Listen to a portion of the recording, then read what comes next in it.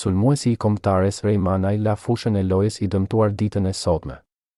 Në minutën e tretë të sfidës, ai është përplasur kokë më kokë me mbrojtësin e Göztepe's. Pas shumë minutash duke marrë ndihmën mjekësore në fushë, Manaj u largua me ambulancë. Pas momenteve të panikut mes tifozëve, klubi i Sivasporit ka reaguar duke zbuluar gjendjen e sulmuesit shqiptar. Futbollisti ynë Rejmanaj humbi ndjenjat si pasojë e një përplasjeje me një lojtar kundërshtar në minutën e tretë të ndeshjes ndaj Göztepe's. Pas ndërhyrjes së parë të ekipit ton mjekësor në fushë, ai është dërguar me ambulancë dhe tashmë është i vetëdijshëm.